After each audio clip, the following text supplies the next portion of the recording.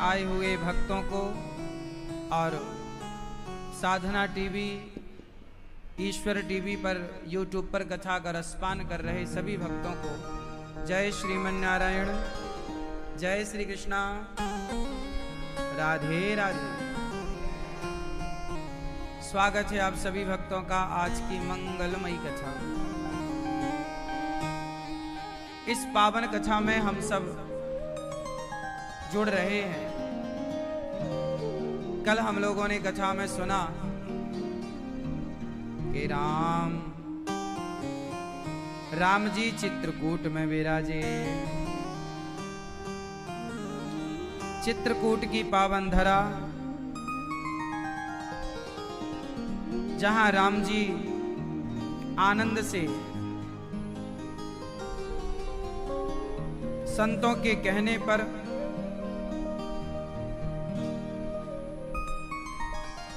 चित्रकूट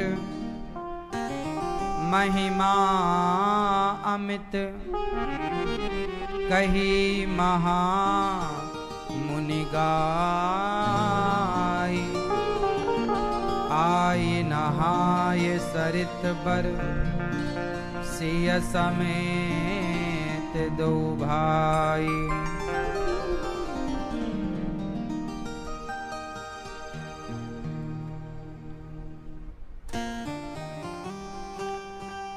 जब राम, लक्ष्मण और माता सीता चित्रकूट में विराजे, चित्रकूट रघुनंदन छाए, समाचार सुनि सुनि मुनि आए। बड़े बड़े संत साधु सब भगवान का दर्शन करने चित्रकूट आए। कंद मूल फल भरी भरी दाना, चले रंक जन लूटन सोना। राम का दर्शन ऐसा था मानो भिखारी को सोना मिल गया हो। ऐसे राम का दर्शन पाकर सब लोग कंदमूल फल ला ला कर राम को दे रहे हैं। और राम जी प्रेम से भोग लगा रहे हैं। चित्रकूट में राम जी विराजे हैं। हम सब धन्य सहित परिवारा, दीखे दरस भरि नयन तुम्हारा। कीन है बासु भल ठाऊं बिचारी, यहाँ सकल ऋतु रहब सुखारी।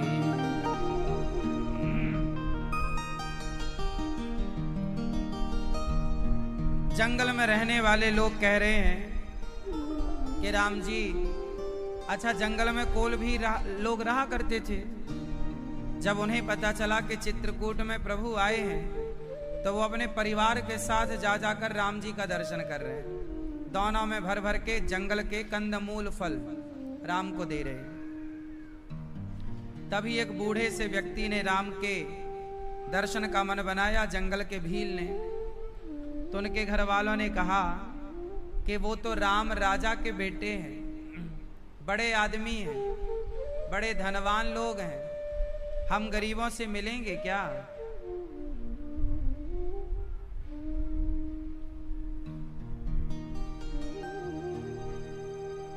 क्या हम गरीबों से भेंट करेंगे? तो वहां भील ने कहा, राम ही केवल प्रेम प्यारा, जान ले ये जो जान निहारा। भगवान को क्या पसंद है? भगवान ये नहीं देखते जात पात ऊंच अरु नीचू। राम को मतलब नहीं कि आपकी जात पात क्या है। मान ही एक भगति कर नाता। राम जी को मतलब नहीं कि आपके जाति क्या है, आपका धर्म क्या है। ना जाति, ना मजहब, ना धर्म, ना कुछ। राम जी देखते हैं राम ही केवल प्रेम प्यारा। वो तो अपने भक्त का प्रेम देखकर रीझते हैं। जंगल के कोल भील ये बात समझ गए कि राम को प्रेम पसंद है। और हम सब सांसारिक लोगों को ये बात समझ में नहीं आ रही है कि प्रभु क्या चाहते हैं। हम सब लोग भगवान को औपचारिकताएं परोसते हैं। भगवान को क्या चाहिए और आप क्या दे रहे हैं? आप भगवान को दे रहे हैं औपचारिकताएं, फॉर्मेलिटी। भगवान को चाहिए यथार्थ, रियल। देखो, एक होता है बनावटी प्रेम, एक होता है यथार्थ। जो बनावटी होता है ना, वो संसार को रिझाने के लिए होता है। जैसे आप किसी से पूछते हैं, भाई कैसे हैं आप, तो वो हंसकर जवाब देता, अच्छे हैं, बहुत बढ़िया। उसका ये उत्तर बाहर से था, भीतर से नहीं था। आप किसी से मिलते हैं, दुकान, आप कुछ खरीदने गए या आपकी दुकान में कोई आया, वो आपको भैया राम राम, राम राम, कैसे हैं, सब बढ़िया है। उसे क्या मतलब कि आप बढ़िया हैं, आपका परिवार बढ़िया? वो तो अपना काम करने आया, वो काम के कारण आपसे हालचाल पूछ रहा है और राम राम बोल रहा है, वरना उसे राम राम और आपके हालचाल से क्या मतलब? बात सही है? कोई फोन लगाया आपको, हेलो, उसे कोई काम है आपसे, तो वो काम पहले नहीं बोलेगा, वो पहले, भैया ठीक है, घर परिवार सब ठीक है, अच्छा सुनो हमारा ये काम है, मुझे 10,000 की जरूरत थी, आप दे देते तो बड़ा अच्छा हो जाता। उसे चाहिए 10,000 आपसे, मतलब आपसे काम चाहिए कुछ, लेकिन वो पहले क्या कर रहा है, आप कैसे हैं, आप सब बढ़िया, घर परिवार। तो उसे आपके बढ़िया होने से कोई मतलब नहीं है, हाँ या ना? उसे तो अपने काम के लिए उसने फोन लगाया है, उसे अपने काम से मतलब। अब ये तो व्यवहार है, शिष्टाचार में ये बोलना ही पड़ता है कि भाई सब ठीक है। ये है दिखावा, ये है बाहरी आवरण, हाँ या ना? अच्छा, भीतर का क्या है? भीतर का क्या है? जैसे आपका पड़ोसी है, वो बहुत दुखी है, तो आप गए, समझा करके आ गए, भाई देख रो मत, ये तो विधि का विधान है, हानि लाभ नुकसान फायदा तो ये होता रहता है, मृत्यु जन्म तो होती रहती है, रो मत, चल। आप गए, पड़ोसी के नाते समझाए, और समझा के अपने घर आ गए और बढ़िया पकौड़ी खा रहे हैं, मस्त। ये क्या है? ये बाहरी चीजें हैं, ऊपरी औपचारिकताएं। रियल क्या है? रियल वो होगा कि जब आपका पड़ोसी दुखी है तो आप जाएं और उसके दुख से आप भी दुखी हो जाएं, उसका दुख ऐसा लगे कि ये मेरा दुख है। जब आपका पड़ोसी खुश हो तो ऐसा लगे, जब आपके पड़ोसी खुश होते हैं तो वो खुश है, आप में से कुछ लोग भीतर भीतर जलते हैं, ये इतना खुश कैसे है, इसने इतना बड़ा घर कैसे बना लिया, इसने इतनी बड़ी गाड़ी कैसे कर। आप तो ऊपर से बधाई दे रहे, बधाई हो गाड़ी की, अंदर से जल भी रहे हैं। ये तो ऊपरी व्यवहार है, लेकिन रियल क्या है कि उसके सुख में आप सुखी हो जाएं, उसके दुख में आप दुखी हो जाएं। उसी तरह भगवान से व्यवहार ना हो, भगवान से औपचारिकताएं ना हो। भगवान ना तो पूजा के मुखे हैं, ना आपके जल, ना बिल्वपत्र, ना तुलसी, ना पुष्प, ना मेवा, ना मिष्ठान, ना रुपया, ना पैसा, कुछ नहीं चाहिए भगवान को। क्या चाहिए? बस मेरा भक्त मेरे से प्यार करे, प्रेम करे। अच्छा, ये प्रेम क्या है? प्रेम क्या है? आज राम कथा में मैं आपको प्रेम समझाऊंगा। प्रेम क्या है? राम जी चित्रकूट आए, चित्रकूट में घास की कुटिया बनाए और रहने लग गए। सुमंत्र जी को राम जी ने कहा कि वापस चले जाओ अयोध्या। सुमंत्र जी वापस अयोध्या गए। अयोध्या में दशरथ जी बीमार पड़े हैं। मेरा राम कब आएगा? राम राम राम राम।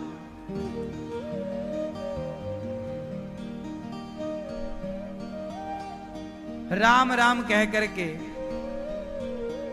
दशरथ जी इंतजार कर रहे हैं। 14 दिन हो गए, राम नहीं आए। राम राम पुकार रहे। तब तक सूचना मिली कि सुमंत्र जी आ गए। दशरथ जी को लगा सुमंत्र जी के संग मेरे राम जरूर वापस आए होंगे। दशरथ जी उठकर बैठ गए। सुमंत्र जल्दी आओ, यहां आओ। राम कहां है? सुमंत्र जी सिर झुकाकर खड़े हैं। कुछ बोला नहीं जा रहा है। कैसे कहें कि राम जी नहीं आए? कहीं ये कठोर शब्द सुनकर दशरथ जी के प्राण ना निकल जाएं। सुमंत्र जी कुछ बोल नहीं पा रहे, सिर झुकाए खड़े हैं। दशरथ जी ने कहा, सुमंत्र कहो मेरे राम कहाँ हैं? सीता कहाँ है? लक्ष्मण कहाँ है? राम राम कह राम सनेही, पुनि कह राम लखन बैदेही। कहाँ है मेरे राम? सुमंत्र जी ने हृदय बांधते हुए धैर्य धारण करते हुए कहा, महाराज राम नहीं आए। आहा, जब ये सुना दशरथ जी सुमंत्र जी की तरफ दौड़े थे। हाथों में हाथ डालकर हाथों को पकड़कर कहा, बताओ सुमंत्र क्या राम आए हैं? जब सुना कि नहीं आए, दशरथ जी धड़ाम से गिर गए, खड़े खड़े गिर गए। राम नहीं आए। दशरथ जी को संभाला, महाराज संभालिए, आप अधीर ना होइए, आप राजा हैं महाराज, आप बहुत समझदार हैं, आप बहुत विद्वान हैं। इस तरह पुत्र का मोह शोभा नहीं देता महाराज। 14 वर्षों की तो बात है, हमने कहा था राम वापस चलो। उन्होंने कहा क्या मैं पिता की आज्ञा का उल्लंघन कर दूं?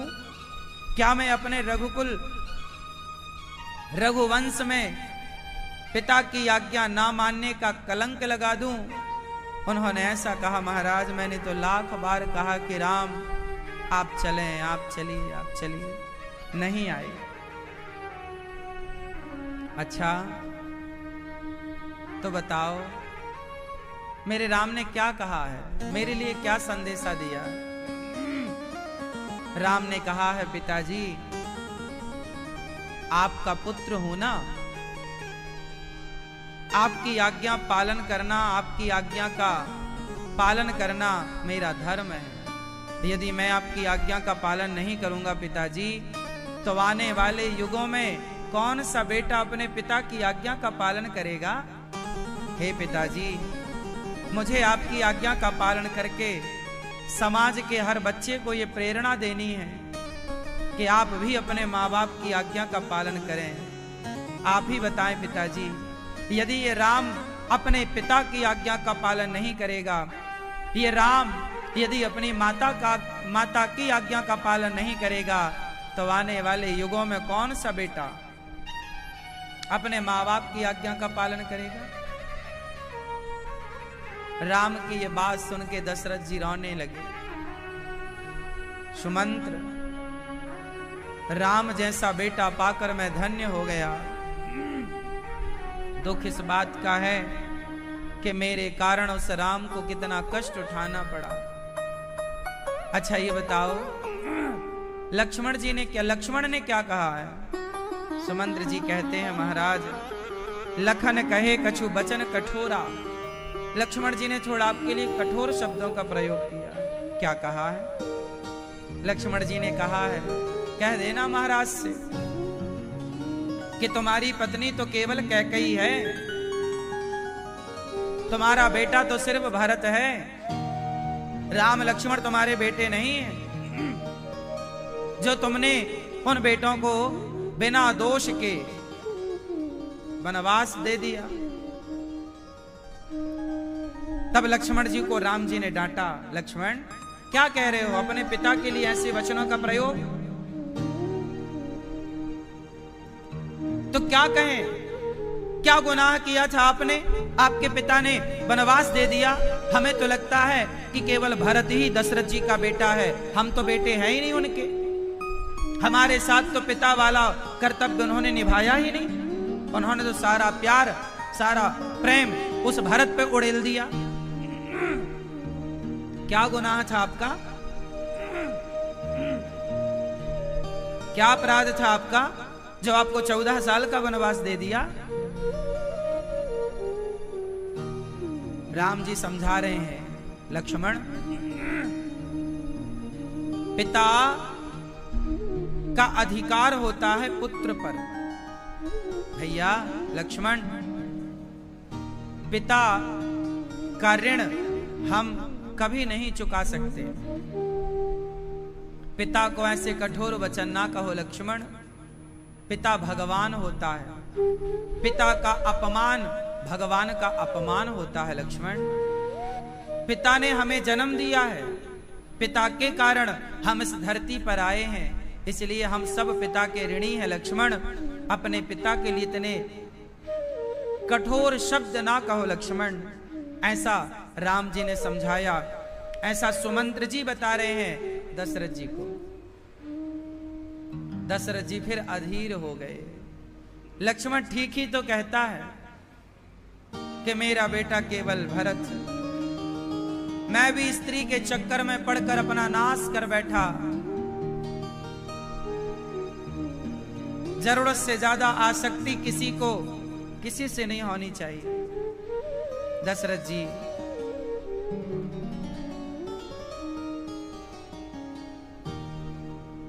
जी विलाप करने लगे।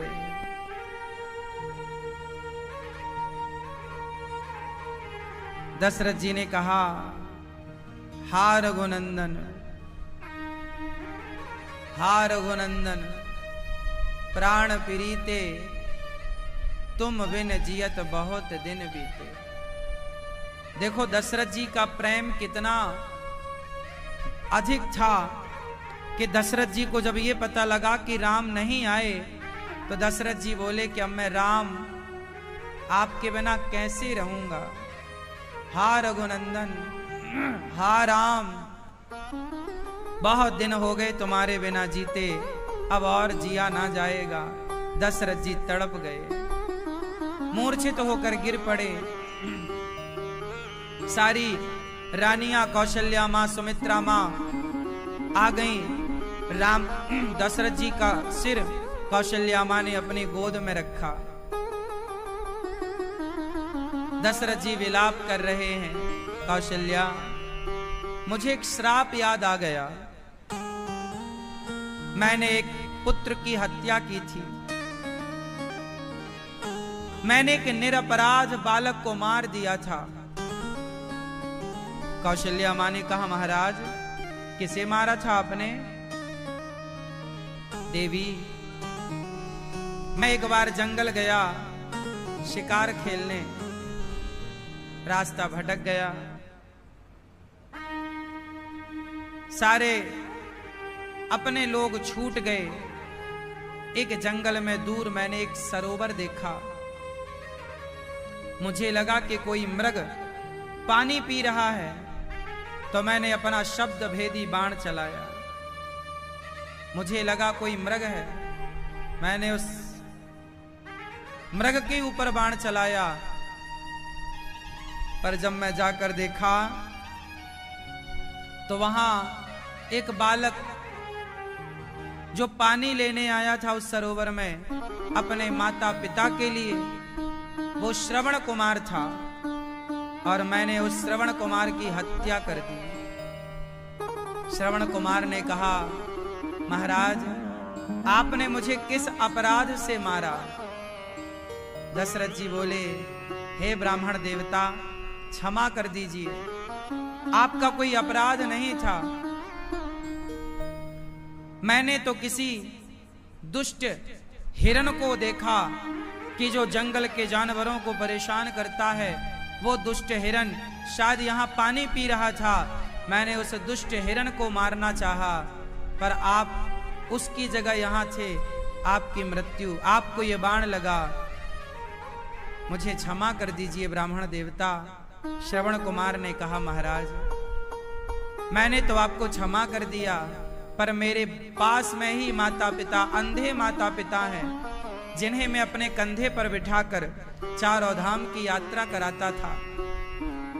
उन माता पिता का मेरे सिवा, मुझ बेटे के सिवा कोई नहीं था महाराज।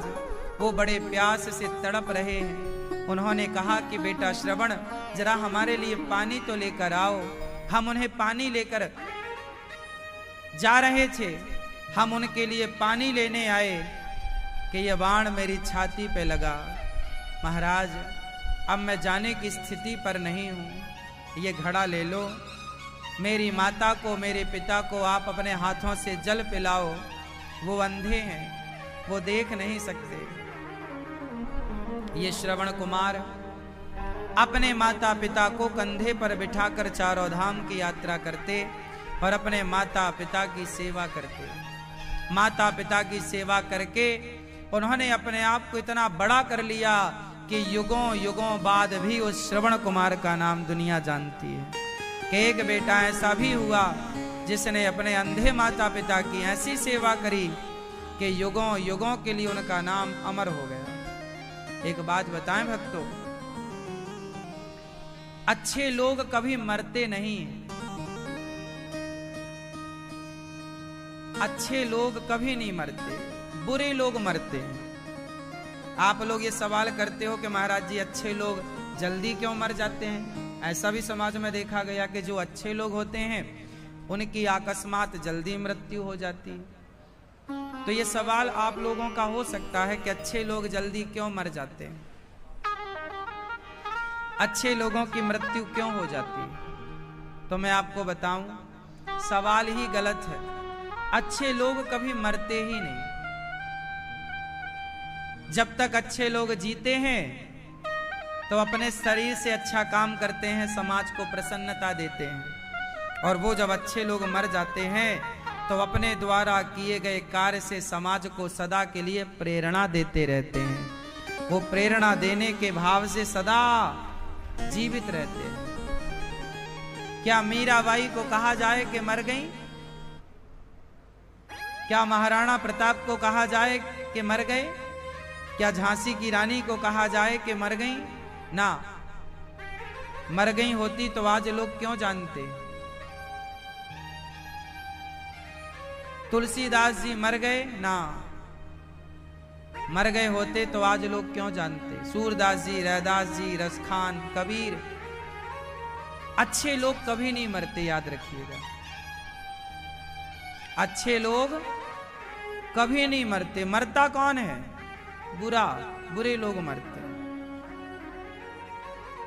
और बुरे लोग बार बार मरते हैं। हर साल रावण मरता है। हर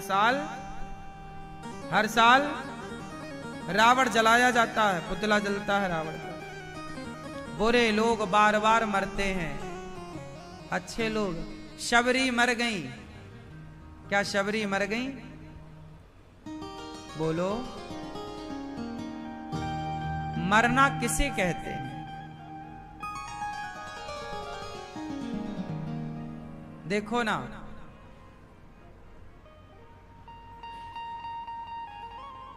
किसान ने एक पौधा लगाया, आपने एक पौधा लगाया, पानी ना दे पाए, ज्यादा धूप पड़ जाने से पौधा क्या हुआ? मर गया, मतलब सूख गया। जो पौधा सूख गया उसे आप कहते हैं कि मर गया। पौधा मर गया। अब बताओ, जो पौधा मर गया, क्या उस पौधे की दोबारा चर्चा होगी? चर्चा होगी? मर गया। जो मर जाता है उसकी चर्चा कहां होती है? बताओ। पृथ्वीराज चौहान भी मरे, मोहम्मद गौरी भी मरा। ज्यादा चर्चा किसकी होती है? मोहम्मद गौरी को लोग ज्यादा जानते हैं या पृथ्वीराज को ज्यादा जानते हैं? बोलो।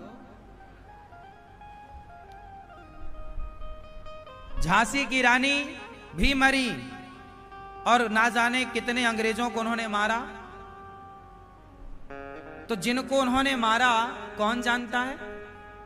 यथार्थ में मरे वो जिन्हें झांसी की रानी ने मारा।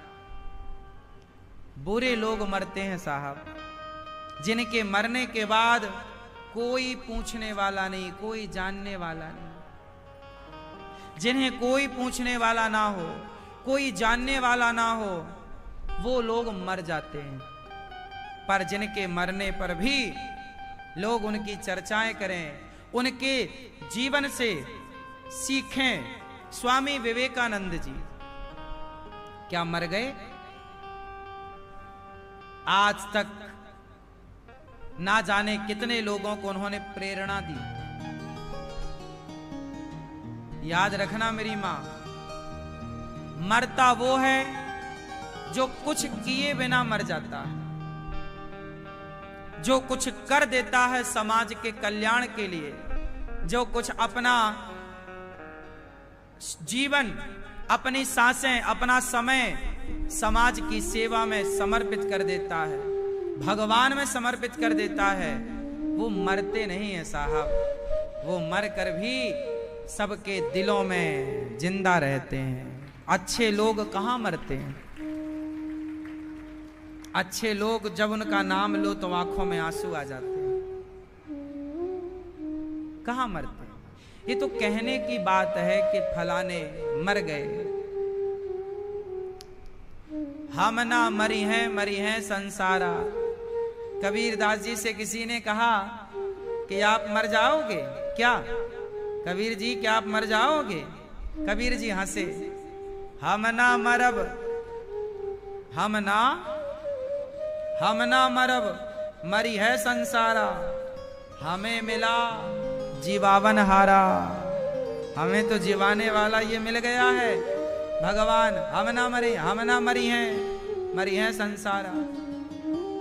क्या बात कबीरदास जी कहते हैं, हम नहीं मरेंगे। क्यों नहीं मरोगे आप? बताओ, कबीरदास जी क्यों नहीं मरेंगे?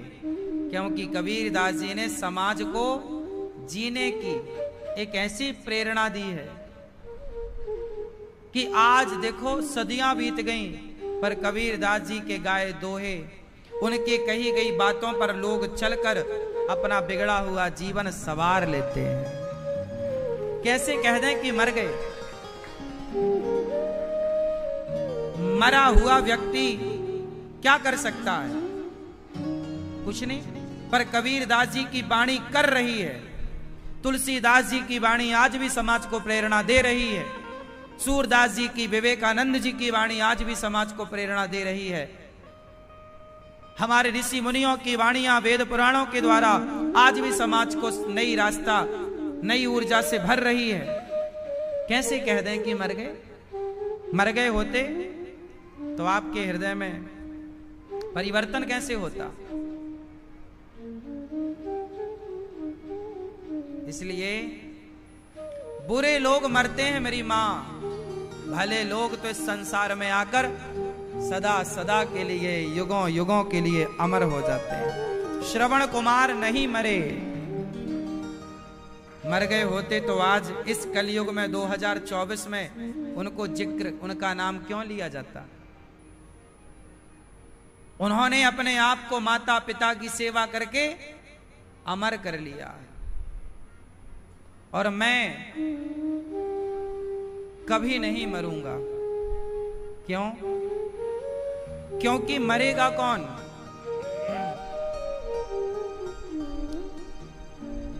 घड़ा फूटा, घड़ा टूटा तो कौन मरा? मिट्टी मरी के घड़ा मरा? आप बताओ।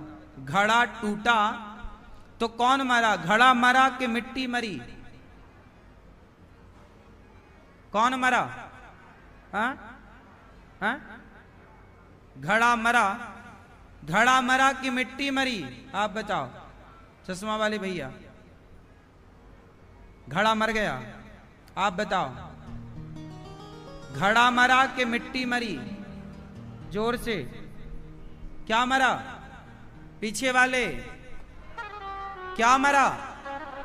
हाँ, घड़ा मरा, मिट्टी कहां मरी? मिट्टी तो जस की तस है।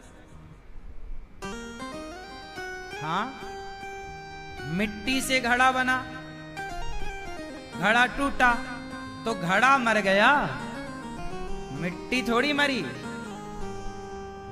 मिट्टी तो जस की तस है, क्योंकि उस घड़े में मिट्टी ही तो थी, और मिट्टी तो स्वाभाविक है जैसी की तैसी। घड़े का आकार मरा है, हुलिया मरा है, स्वरूप मरा है। स्वरूप मरा है, स्वभाव नहीं मरा। बात समझ में आई? तो हम लोग, हमारा शरीर मरेगा, आत्मा नहीं मरेगी, मन नहीं मरेगा। कबीर जी कह रहे हैं माया मरी न मन मरा, मर मर गया शरीर, आशा तृष्णा ना मरी, कह गए दास कबीर। मैं कभी नहीं मरूंगा। कौन मरेगा? मेरा शरीर, मेरा शरीर, मेरे शरीर की चमड़ी। ये चमड़ी जब मैं मरूंगा, जलाया जाएगा मुझे, मेरी चमड़ी राख बन जाएगी। माटी से बनी ना चमड़ी।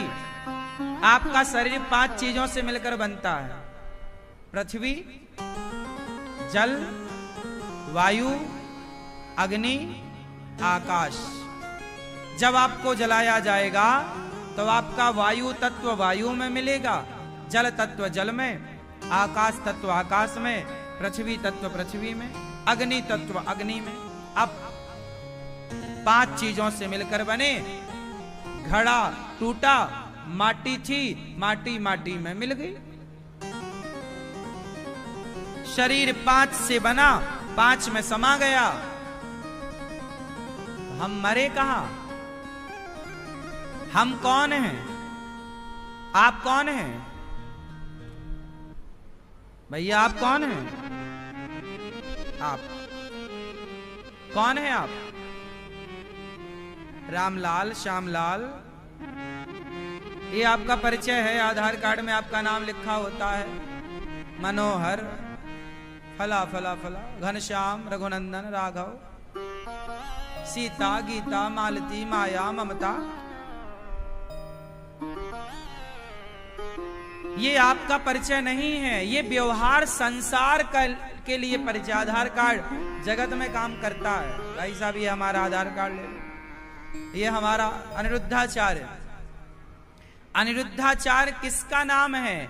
इस हुलिये का नाम अनिरुद्धाचार्य है।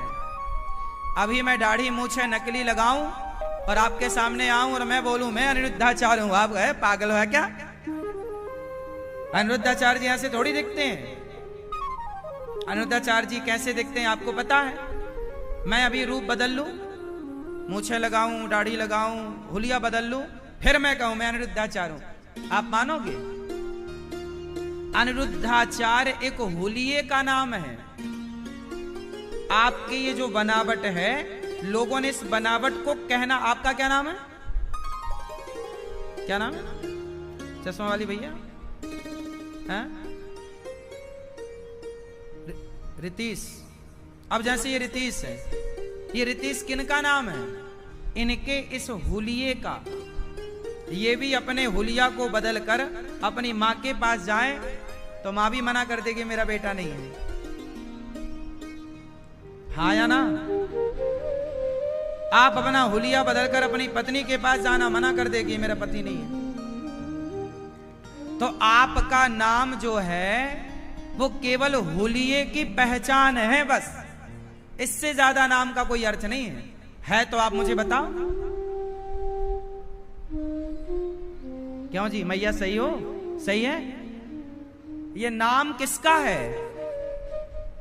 शरीर का नाम नहीं है। शरीर का नाम तो हाथ है, ये हाथ, ये पांव, ये सिर, शरीर का तो अपना नाम होता है। ये दांत, ये जिह्वा, ये गाल, ये कान, ये आंख, ये भौहें, ये माथा, ये गला, ये छाती, ये पेट, ये पीठ, अंदर रीढ़ की हड्डी, अंदर किडनियां, शरीर के प्रत्येक अंग का अपना नाम होता है। बोलो हाँ। तो अब आप बताओ कि ये अनिरुद्धाचार्य किसका नाम है? क्या मेरे हाथ का नाम अनिरुद्धाचार्य है, या मेरे पांव का, या मेरे सिर का, या मेरी नाक का, या मेरे गाल का, मेरे गले का, या मेरी छाती का, मेरे पेट का? किसका नाम अनिरुद्धाचार्य है? ये संपूर्ण बॉडी जब जुड़ती है और उसके बाद जो हुलिया बनता है, स्वरूप, उस स्वरूप का नाम अनिरुद्धाचार्य है। यदि स्वरूप में जरा भी बदलाव हुआ तो पल भर के लिए आप मना कर देंगे कि नहीं आप अनिरुद्धाचार्य, फिर दिया जाएगा परिचय। यदि मैं अपना हुलिया बदल लूं, दाढ़ी मूछें बढ़ा लूं, तो धीरे धीरे फिर आप उस रूप को मानने लगे, अच्छा ये अनिरुद्धाचार्य, फिर आप उस रूप को मान लेंगे। जो दाढ़ी मूछ रखते हैं सदा, वो एक दिन दाढ़ी मूछें बनवाए और जाके कहें कि भाई मैं हूं, आप कहोगे नहीं आप नहीं है। हाँ या ना? इसलिए इस गलत फहमी में मत रहो कि मैं अनिरुद्धाचार्य हूं और मैं फलाना हूं, मैं ढिमका। कुछ नहीं हो तुम और कुछ नहीं हूं मैं। ये सब घमंड में तुम जी रहे हो ना, बेकार की बातें।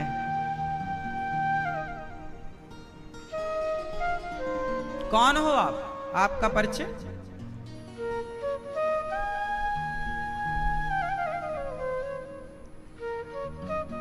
जबलपुर से हो? ये तो आपके यहां का परिचय है, आपके शरीर का। आप कौन हो?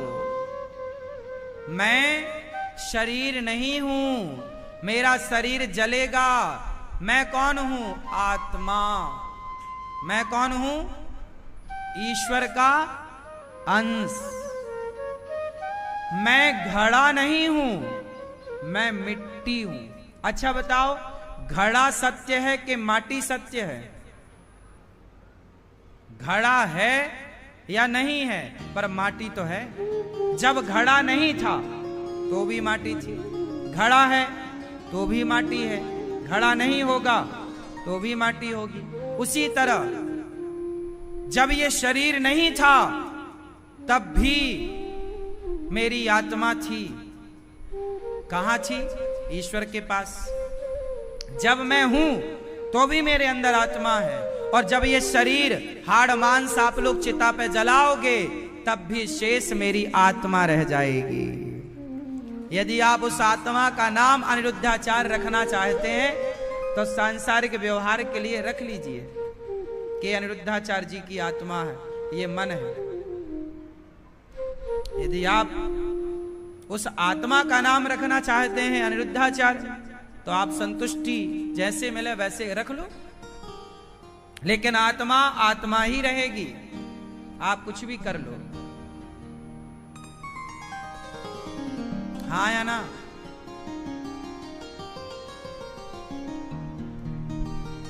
मैं आत्मा हूं। मेरा ये शरीर जल जाएगा चिता पर, फिर भी मेरे पास एक शरीर रहेगा। हाँ या ना? कौन सा? कौन सा?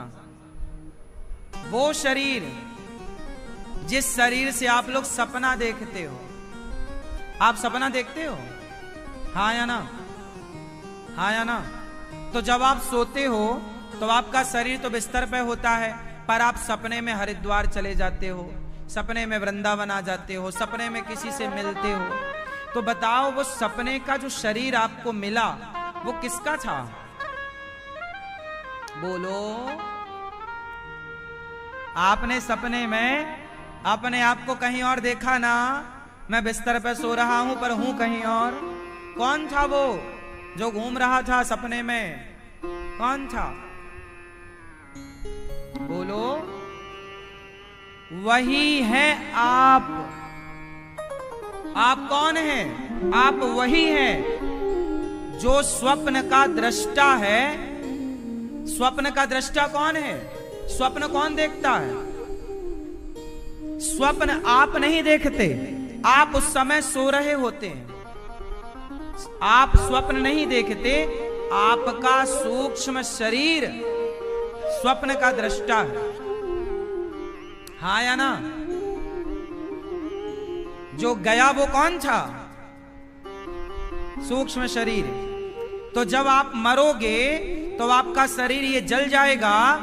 यमराज यमदूत किसे पकड़ते हैं? उसी सूक्ष्म शरीर को, उसी के गले में फांसी का फंदा डालते हैं। वही सूक्ष्म शरीर जाता है स्वर्ग, जाता है नरक, वही भोगता है आपके कर्मों का फल। और अगली बार जब आपको शरीर मिलेगा तो वो शरीर ये वाला, वो सूक्ष्म शरीर उसमें आ जाएगा। जैसे मोबाइल और सिम कार्ड, मोबाइल अलग है, सिम अलग है।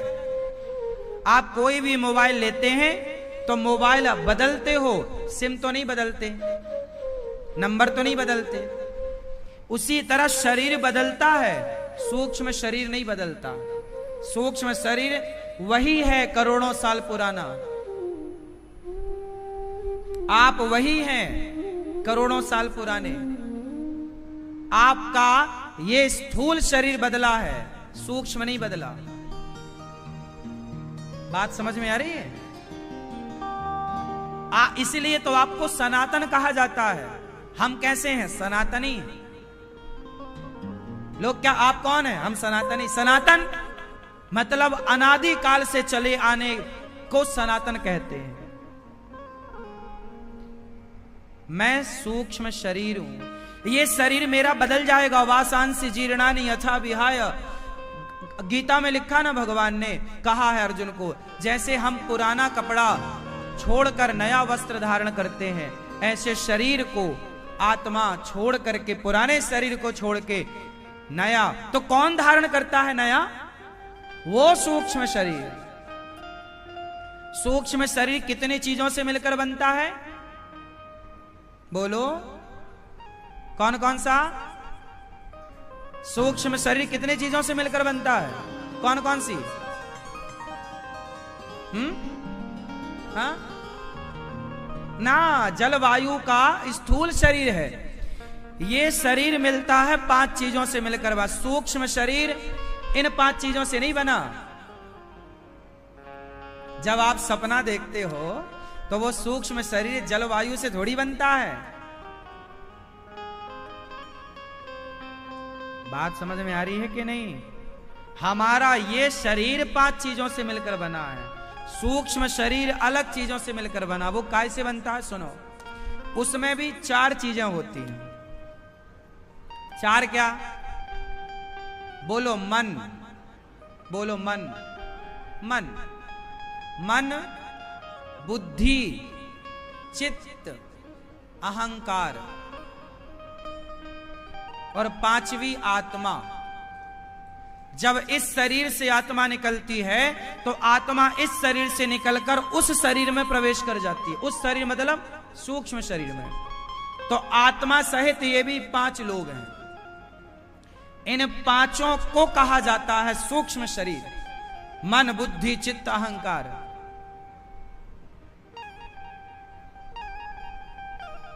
कबीरदास जी यही तो बोले ना, माया मरी ना मन मरा।